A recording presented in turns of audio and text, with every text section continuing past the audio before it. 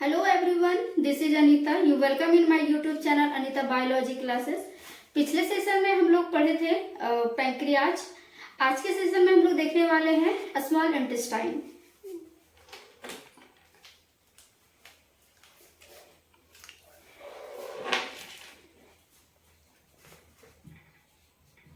Small intestine जिसको छोटी आंत कहा जाता है। स्मॉल इंटेस्टाइन का अगर हम लेंथ का बात करें तो ये लगभग 6 to 9 मीटर लेंथ होता है। इसका लेंथ 6 to 9 मीटर। जो स्मॉल इंटेस्टाइन है उसका मेन फंक्शन क्या है कि वो डाइजेशन में हेल्प करता है। ये कह सकते हैं कि जो मैक्सिमम डाइजेशन है पूरे एलिमेंट्री कैनाल का, सबसे अधिक डाइजेशन जिस जगह पे होता है वो है स्मॉल इंटेस्टाइन। जरा देखते हैं स्मॉल इंटेस्टाइन का फिगर, देखते स्ट्रक्चर। This is oesophagus.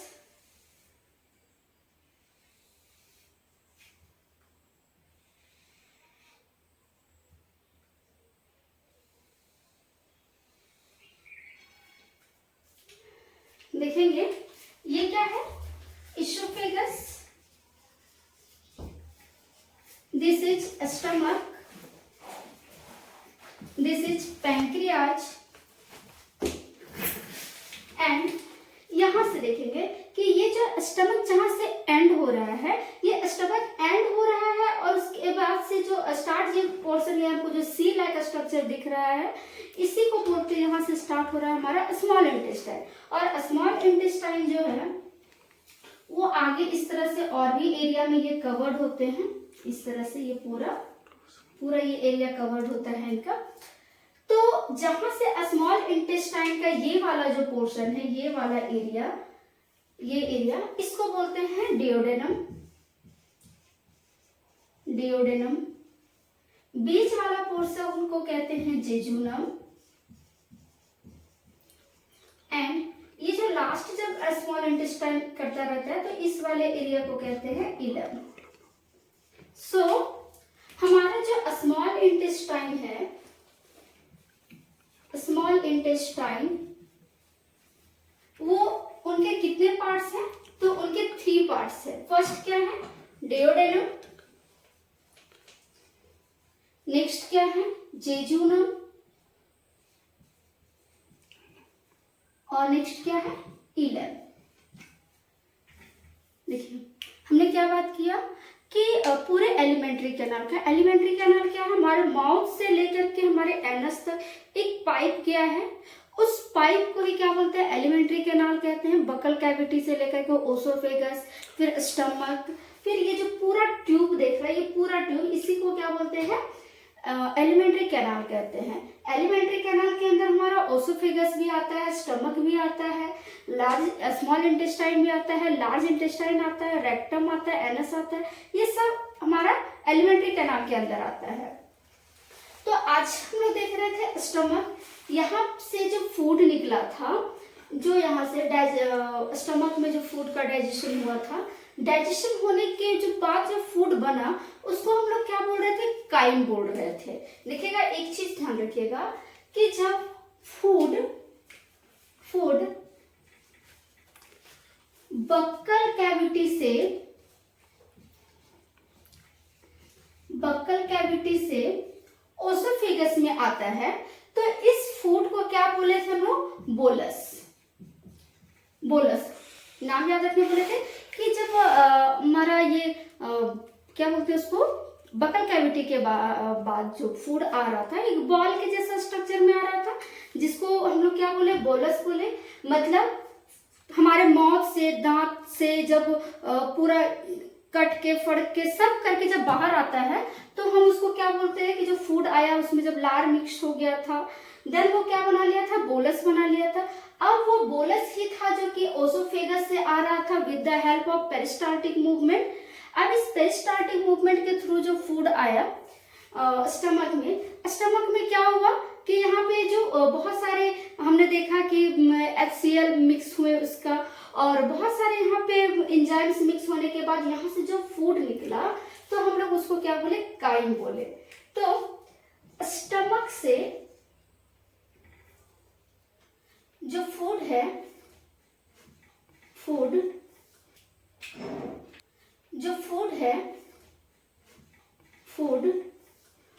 के साथ जब मिक्स हो रहा था सलीवा, और सलीवा मिक्स होने के बाद फूड क्या बन जा रहा था, एक बोलस लाइक स्ट्रक्चर बन जा रहा था। और ये क्या हो रहा था, जो फूड था वो बकल कैविटी से कहाँ आ रहा था, buccal cavity to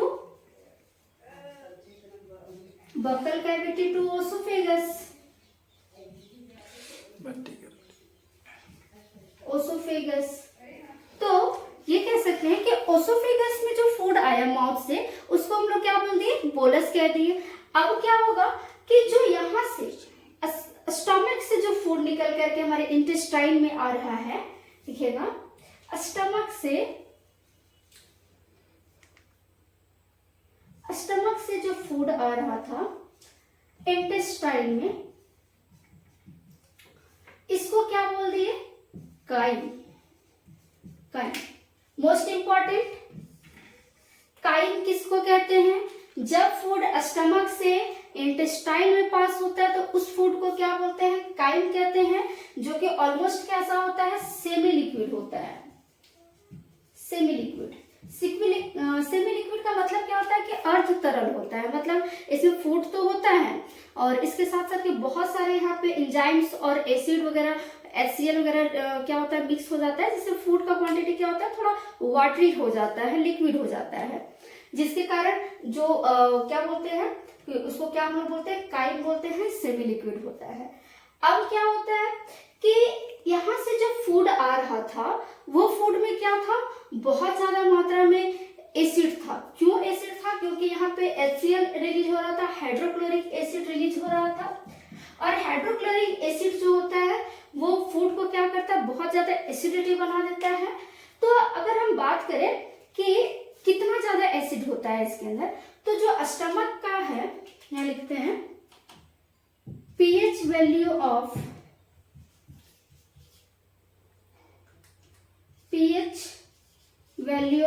stomach is 1.8।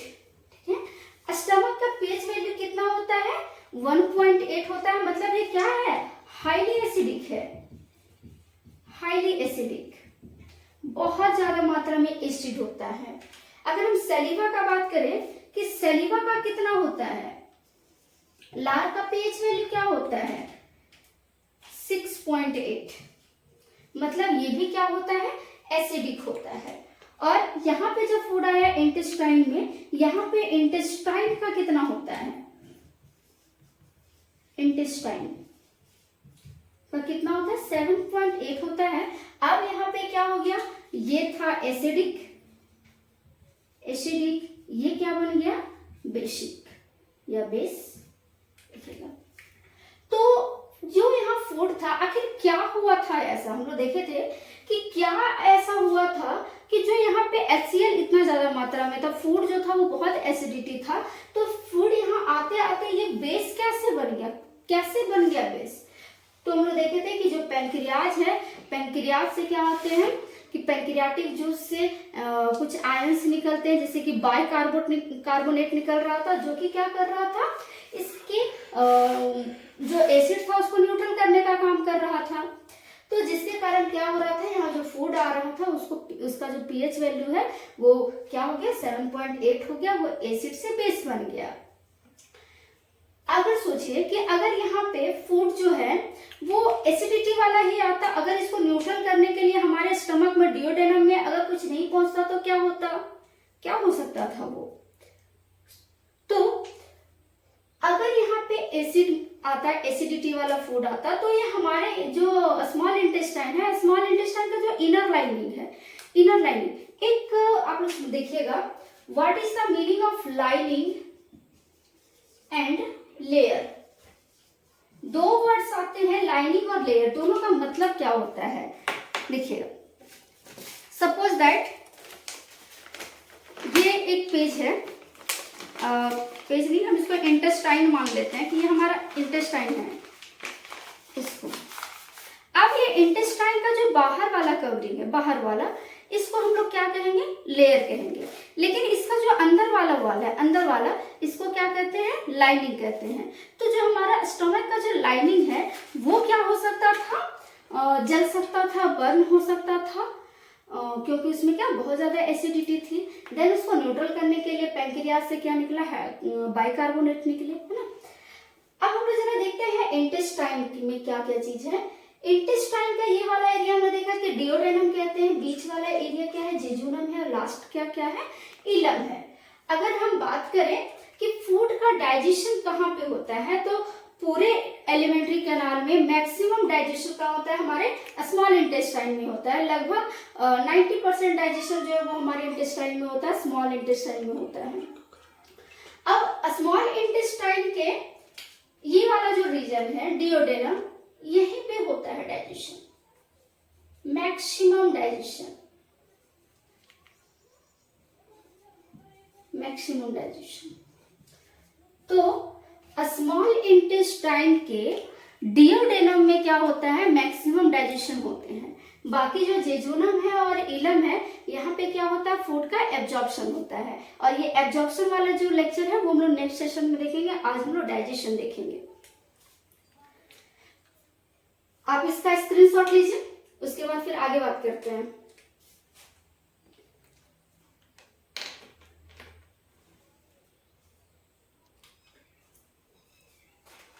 अब देखते हैं structure of a small intestine.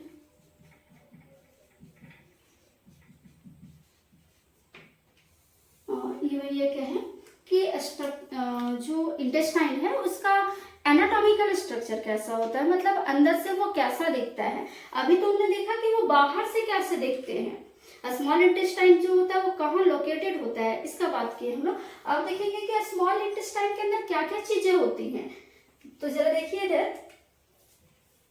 पहले ये स्मॉल इंटेस्टाइन का ट्यूब है, इसको हमने बीच से कट कर रख के रखा है। इसके अंदर क्या क्या चीज होती है, इसके अंदर इस तरह से फोल्डिंग्स होता है और इस फोल्डिंग में इस तरह से स्ट्रक्चर दिखाई देते हैं। ये ऊपर की तरफ से भी होता है, फोल्डेड स्ट्रक्चर होता है ये। और ये फोल्डेड होने के साथ साथ ये पूरा कर्व होता है, ये ऐसे।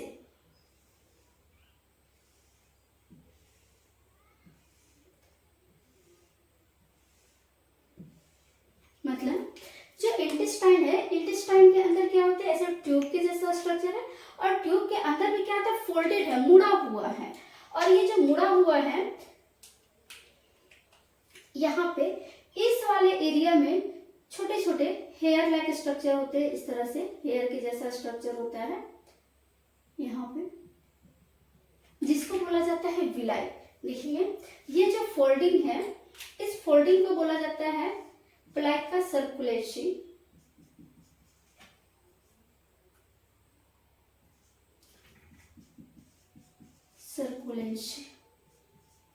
और ये जो फोल्डिंग है, ये फोल्डिंग के ऊपर जो हेयर लाइक स्ट्रक्चर दिख रहा है, इसको बोला जाता है विलाई, विलाई।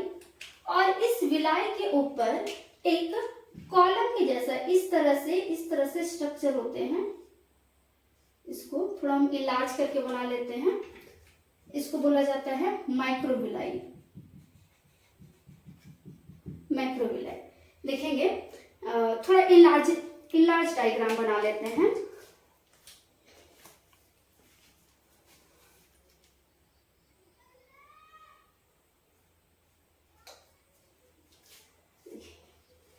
ये इसको इनफोल्डिंग को बनाते हैं, ये इस तरह से होते हैं इनफोल्डेड, ये इस तरह से। इसको बोला जाता है लाइक सर्कुलेंसी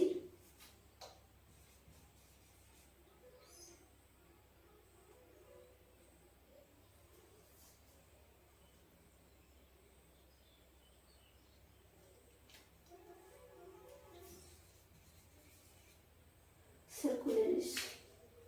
और ये जो प्लेक्स सर्कुलरिस है, ये क्या होता है, एक डक्ट में, एक ग्लैंड में इस तरह से ओपन होता है, इस तरह से ग्लैंड में ओपन होता है, जिसको बोला जाता है क्रिप्ट ऑफ लेबरकोहेन। इसको क्या बोला जाता है, क्रिप्ट ऑफ लेबरकोहेन, देखिएगा। और इस क्रिप्ट ऑफ लेबरकोहेन के अंदर क्या होते हैं, यहाँ पे भी इस तरह से पूरा, इसके ऊपर यहाँ पे विलाई पड़ा होता है, और इस विलाई के ऊपर इस तरह से पूरे यहाँ पे होता है कॉलम लाइक स्ट्रक्चर, इस तरह से सीलियरी मसल्स के ये पूरे होते हैं, पूरे इस तरह से, जिसको बोला जाता है माइक्रोविलाई। अब इस क्रिप्ट ऑफ लेबरकोहेन जो है, लेबरकोहेन, इसके अंदर में इस वाले एरिया में क्या होता है, एंजाइम का सिक्रीशन होता है, जिसको बोला जाता है शक्कर इंटरप्रोसेस।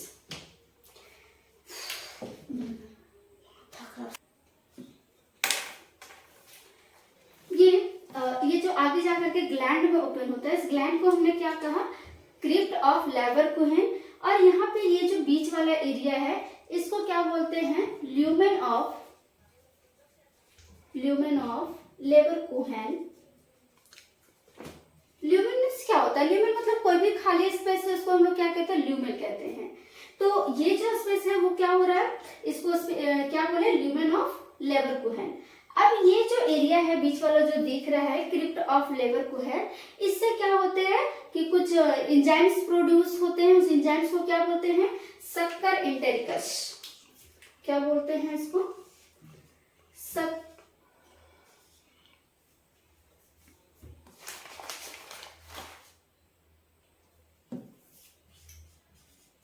सक्कस इंटेरिकस, शक्कर इंटेरिकस।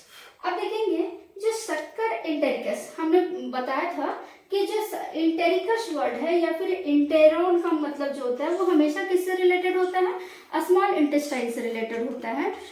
एक चीज आप लोग को याद रखिएगा कि जब भी कभी भी पल्मोनरी वर्ड का इस्तेमाल किया जाए, इसका मतलब क्या होता है, हार्ट। जब भी हम लोग गैस्ट्रिक वर्ड का इस्तेमाल करते हैं तो गैस्ट्रिक का मतलब क्या होता है, gastric word is always related with stomach. उसी तरह से जो renal word is always related with kidney. उसी तरह से क्या होगा, जो हमारा ये हेपेटिक वर्ड है, hepatic word is always related with liver. उसी तरह से जो इंटेरो वर्ड है, entero word is always related with intestine.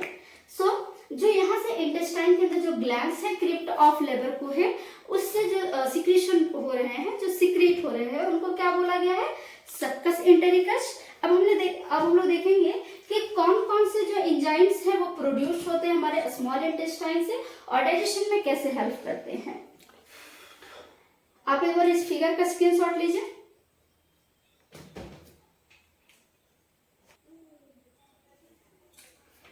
Function of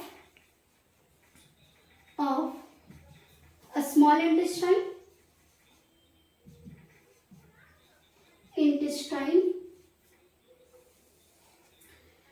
तो मेन फंक्शन क्या है स्मॉल इंटेस्टाइन का, कि ये क्या करते हैं, डाइजेशन में हेल्प करते हैं। लगभग 90% जो डाइजेशन होता है वो किन में कहाँ होता है, हमारे स्मॉल इंटेस्टाइन में होता है। अब जरा बात करते हैं कि किन किन चीजों का डाइजेशन करता है हमारा स्मॉल इंटेस्टाइन। तो सबसे पहले प्रोटीन का डाइजेशन करेगा। और प्रोटीन का जो डाइजेशन है वो हम लोग देख चुके थे कि जो हमारा स्टमक है वहां पे क्या बन गया था, एमिनोपेप्टाइड्स बन गया था। अब ये एमिनोपेप्टाइड जो है, एमिनोपेप्टाइड ये चेंज होगा डाइपेप्टाइड में, डाइपेप्टाइड। अब इस डाइपेप्टाइड में एक एंजाइम एक्ट करेगा जिसको बोलते हैं डाइपेप्टिडेज।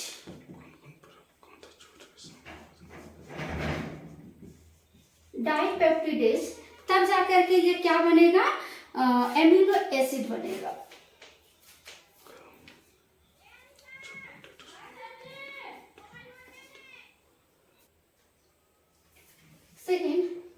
डाइजेस्ट करेगा हमारा इंटेस्टाइन? Carbohydrate, carbohydrates. कार्बोहाइड्रेट्स में किन किन चीजों को ये डाइजेस्ट करेगा?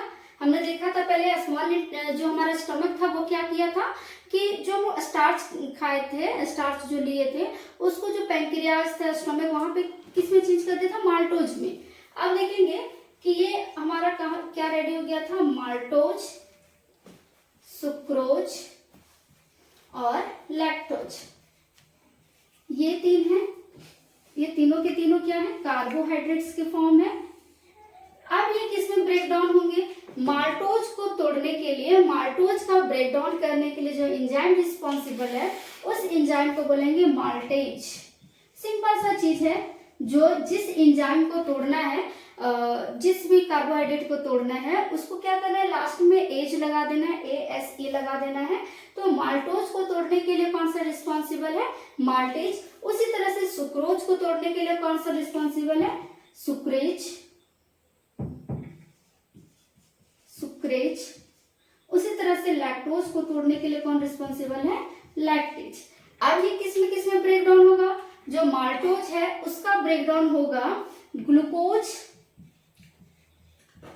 और ग्लूकोज में। मतलब क्या कि ये जो दो ग्लूकोज है ये मिलकर के क्या बनाए थे? माल्टोज बनाए थे। तो माल्टोज के अंदर जब हम लोग माल्टेज डालेंगे, इसको ब्रेक डाउन करने वाला एंजाइम डालेंगे, तो क्या बनेगा? ये ग्लूकोज प्लस ग्लूकोज में ब्रेक डाउन होगा। अब जब सुक्रोज है, सुक्रोज किस में ब्रेक डाउन होगा? ग्लूकोज, ग्लूकोज प्लस फ्रुक्टोज में, फ्रुक्टोज।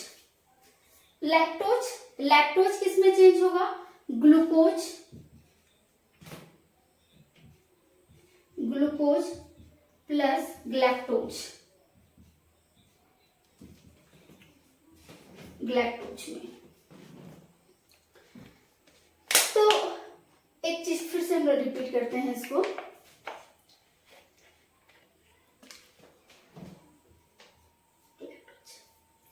देखिए क्या करेगा हमारा इंटेस्टाइन कि प्रोटीन का डाइजेशन करेगा। एमिनो पेप्टाइड्स जो थे वो हमारे पैंक्रियाज तक उनका जो था वो डाइजेशन हो गया था, पैंक्रियाज के हेल्प से एमिनो पेप्टाइड बन गया था। अब वो डाइपेप्टाइड में चेंज होगा, डाइपेप्टिडेज ऐड करेंगे, फिर जाकर के क्या होगा? एमिनो एसिड में चेंज हो रहा है। अब जो एमिनो एसिड क्या है? एमिनो एसिड जो है वो एक क्या है? मोनोमर है। और ये जो क्या है? एमिनो पेप्टाइड जो है वो क्या है? पॉलीमर है। मतलब वो कोई एक मॉलिक्यूल्स है और उससे ये अधिक वाला मॉलिक्यूल्स है। तो ये ब्रेकडाउन होकर के किस में चेंज होगा? एमिनो एसिड में चेंज होगा। अब देखते हैं जो कार्बोहाइड्रेट्स है, कार्बोहाइड्रेट्स कितने टाइप्स के? 3 टाइप्स के यहाँ पे जो डाइजेशन होगा, माल्टोज का होगा, सुक्रोज का होगा, लैक्टोज का होगा। माल्टोज क्या है? माल्टेज ऐड करेंगे तो इनका ब्रेकडाउन होगा ग्लूकोज और ग्लूकोज में। उसी तरह से जो सुक्रोज है, इस सुक्रोज का सुक्रोज को ब्रेक डाउन करने के लिए सुक्रेज डालेंगे और ये किसमें ब्रेक डाउन होगा? ग्लूकोज और फ्रुक्टोज में ब्रेक डाउन होगा।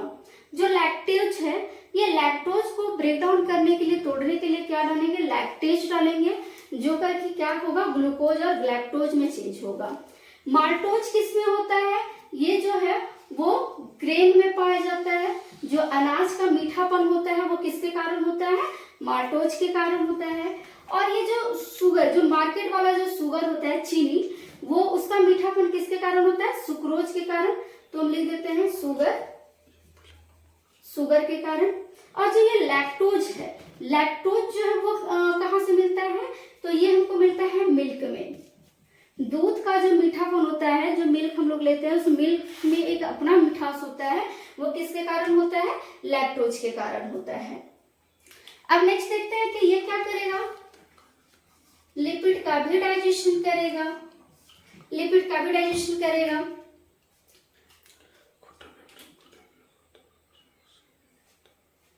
तो लिपिड में क्या डाइजेस्ट करेगा? देखते हैं क्या है यहाँ? मोनोग्लिसरॉल या ग्लिसराइड को जब लाइपेज ऐड करेंगे, मोनोग्लिसराइड में क्या करेंगे? जब लाइपेज ऐड करेंगे तो यह क्या बनाएगा? ग्लिसरॉल्डिहाइड या ग्लिसरॉल, ग्लिसरॉल और फैटी एसिड, फैटी एसिड में ये इनका ब्रेकडाउन होगा। Third, next fourth, nucleic acid. Nucleic acid कौन कौन से है न्यूक्लिक एसिड? न्यूक्लिक एसिड हमारे पास दो टाइप्स के होते हैं, डीएनए एंड आरएनए। डीएनए कहाँ पाया जाता है? हमारे न्यूक्लियस के अंदर पाया जाता है, जो कि क्या होता है, हमारा जेनेटिक मटेरियल होता है। उसी तरह से आरएनए भी क्या होता है, जो होते हैं बहुत सारे वायरसेस का और कुछ बैक्टीरियाज का भी ये क्या होता है, जेनेटिक मटेरियल होता है। तो इनका डाइजेशन कौन करता है? न्यूक्लियस हम लोग देखे थे कि जो न्यूक्लियस था वो क्या कर रहा था, जो डीएनए था, आरएनए था, उनका ये ब्रेकडाउन कर रहा था। अब देखते हैं कि ब्रेकडाउन करके डीएनए को ब्रेकडाउन करके क्या बना दिया था, न्यूक्लियोटाइड बना दिया था। और अब इस न्यूक्लियोटाइड का ब्रेकडाउन होगा किसमें? न्यूक्लियोसाइड में। न्यूक्लियोसाइड में होगा।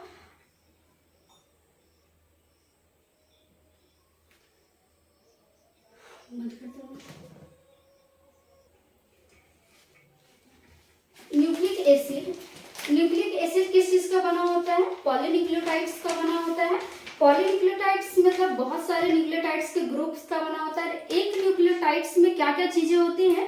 तो एक जो न्यूक्लियोटाइड्स होता है वो बना होता है शुगर का, इसके साथ ऐड करते हैं phosphate, then nitrogenous base pair.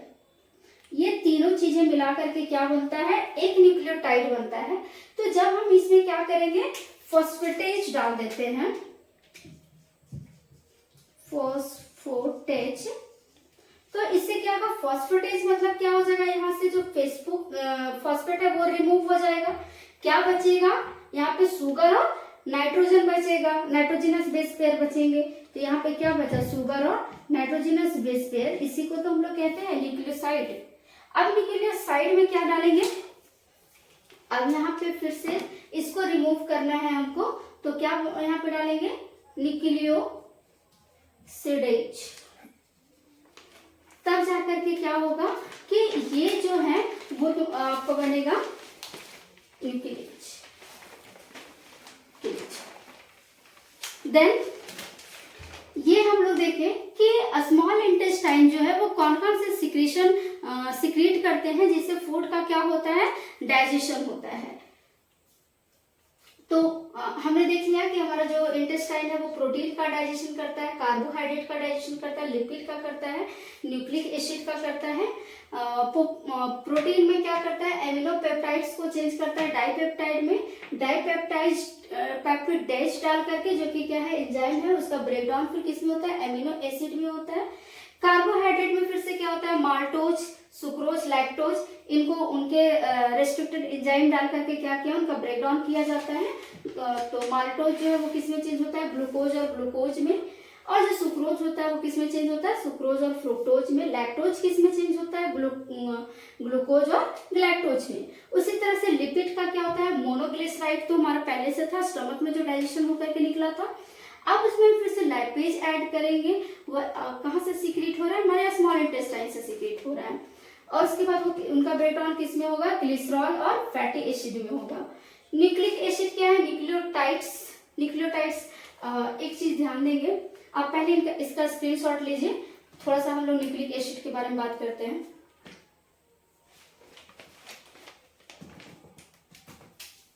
Nucleic acid, जो न्यूक्लिक एसिड है वो दो टाइप्स के होते हैं, डीएनए एंड आरएनए।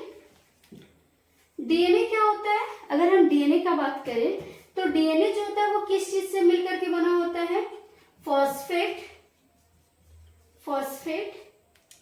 शुगर, और शुगर में भी कौन सा शुगर, पेंटोज शुगर, जिसमें कार्बन कितना होगा, 5 होगा। और फिर क्या होता है, नाइट्रोजनस बेस पेयर होते हैं, बेस पेयर। तो ये सब चीजें मिलकर के हम लोग देखिए क्या ये बना देते हैं, थोड़ा सा ये बन गया है पेंटोज शुगर।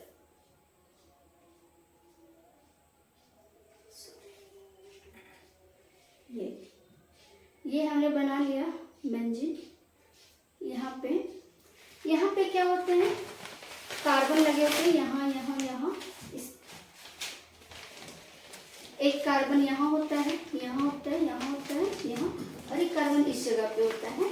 और यहाँ पे क्या होते हैं, हाइड्रोजन जो होता है वो एक जनरल सी चीज है कि जो कार्बोहाइड्रेट होता है इसका जनरल फॉर्मूला क्या होता है, जनरल फॉर्मूला ऑफ कार्बोहाइड्रेट,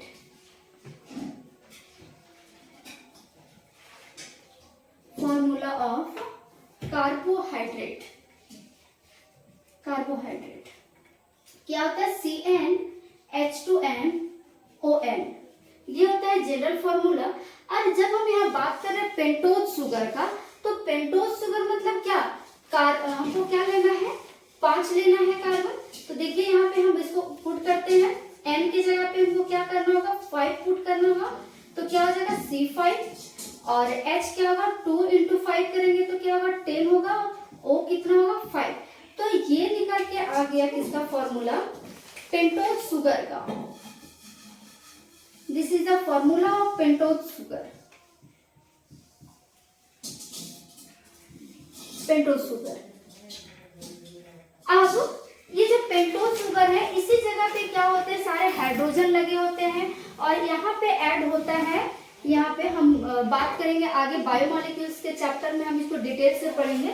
बस थोड़ा सा देखिए कि यहाँ पे क्या होता है, फॉस्फेट ग्रुप लग जाता है, फॉस्फेट, और इधर पहला कार्बन में जाकर के लग जाता है नाइट्रोजनस बेस। तो इन्हीं को क्या करता है, जो हमारा स्मॉल इंटेस्टाइन है, इनको ब्रेक डाउन करने का काम करता है, मतलब फॉस्फेट को, नाइट्रोजनस बेस पेयर जो है, इनको क्या करता है, रिमूव करने का काम कर रहे हैं। तो हमने पूरा डाइजेशन देख लिया कि कैसे कैसे जो है वो बकल कैविटी से स्टार्ट होकर के डाइजेशन हमारे स्मॉल इंटेस्टाइन तक चला गया, और मैक्सिमम डाइजेशन जो वो हो गया। थोड़ा सा एक बार हम लोग रिवीजन देखेंगे। सबसे पहले जो स्टार्च था, स्टार्च, इसका डाइजेशन कहाँ से हुआ था, हमारे बकल कैविटी से स्टार्ट हुआ था। स्टार्ट्स ऑफ डाइजेशन, मतलब डाइजेशन कहां से स्टार्ट हुआ था, तो स्टार्च का डाइजेशन कहां से स्टार्ट हुआ था, बकल कैविटी से। कौन कर रहा था, एमाइलेज, सेलेवरी एमाइलेज कर रहा था इसका डाइजेशन, एमाइलेज। अब माउथ में सिर्फ जो था वो स्टार्च का डाइजेशन हो रहा था, जो मिल्क था, रेनिन, कैसिन, इनका डाइजेशन कहाँ हो रहा था, रेनिन, कैसिन, इनका डाइजेशन कहाँ हो रहा था, स्टोमक से स्टार्ट हो रहा था, है ना। और लिपिड का भी डाइजेशन कहाँ से स्टार्ट हुआ था, स्टोमक से ही स्टार्ट हुआ था। तो इनका ये जो था वो कहाँ से स्टार्ट हुआ था, स्टार्च जो है बकल कैविटी से स्टार्ट हुआ था, रेनिन, कैसिन कहाँ से स्टार्ट हुआ था, स्टमक से स्टार्ट हुआ था, और लिपिड कहाँ से स्टार्ट हुआ था डाइजेस्ट होना, स्टमक से। और भी जो है जैसे कि जो जब हमारा यहाँ स्टमक के बाद जो फूड है, वो जब उसमें पैंक्रियाटिक जूस जो होते हैं, वो बाइल जूस और पैंक्रियाटिक जूस जब हमारे इंटेस्टाइन में मिक्स हो रहा था, तो वहां पे और भी क्या हो रहा था, जो ये स्टार्च था, ये जो स्टार्च थे वो किस में चेंज हो रहा था, माल्टोज में चेंज हो रहा था, सुक्रोज में चेंज हो रहा था, देन और लैक्टोज में चेंज हो रहा था। तो यहाँ पे कौन सा किसके कारण हो रहा था, यहाँ पे याद कीजिए पैंक्रियाटिक जो एमाइलेज थे, पैंक्रियाटिक एमाइलेज, यहाँ भी उसको क्या कर रहे थे, स्टार्च को जो है वो माल्टोज में चेंज करने का काम कर रहे थे, सुक्रोज में चेंज करने का काम कर रहे थे, और लैक्टोज में चेंज करने का काम कर रहे थे। उसी तरह से पैंक्रियाटिक जो लाइपेज था वो भी क्या कर रहा था, देखेंगे जो बना था, इसको क्या बोले थे, मोनोग्लिसराइड।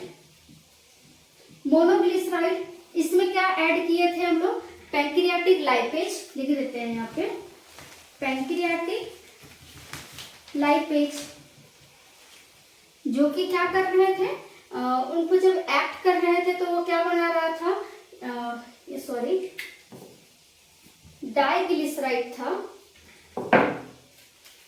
डाइग्लिसराइड, और ये चेंज हो रहा था किसमें, मोनोग्लिसराइड में, ग्लिसराइड में। उसी तरह से जो यहाँ पे कर रहा था वो कौन था, पैंक्रियाटिक एमाइलेज, अमाइलेज। इसी तरह से मतलब कि यहाँ पे और क्या क्या हो रहे थे कि देखे थे हम लोग कि जो प्रोटीन है इसका भी यहाँ पे डाइजेशन हो रहा था, कौन कर रहा था, ट्रिप्सिन कर रहा था। और ट्रिप्सिन जो था वो एक्टिवेट करने का काम कौन कर रहा था, ट्रिप्सिन का, जो हमारे स्मॉल इंटेस्टाइन में कुछ स्पेशल टाइप जो जिसको हम लोग बोले थे इंटेरोकाइनेज, है ना, जो कि क्या कर रहे थे, उसको हेल्प कर रहे थे डाइजेशन करने में। और अभी हमने तो बाकी देखा ही कि स्मॉल इंटेस्टाइन में कैसे कैसे डाइजेशन होता है। तो आप लोगों को याद रखना है कि कौन सा चीज का डाइजेशन कहाँ से स्टार्ट होता है। और न्यूक्लिक एसिड का डाइजेशन कहाँ होता है, तो वो पैंक्रियाटिक जूस से स्टार्ट होता है। मतलब ये कह सकते हैं कि उसका जो डाइजेशन होता है स्मॉल इंटेस्टाइन में ही होता है। तो हमने पूरा डाइजेशन कंप्लीट कर लिया। आगे हम लोग देखेंगे कि स्मॉल इंटेस्टाइन में एब्जॉर्प्शन कैसे हेल्प करता है। सो आपको वीडियो कैसा लगा कमेंट बॉक्स में बताएंगे, और पसंद आए तो लाइक शेयर एंड सब्सक्राइब करें। Thank you for watching me.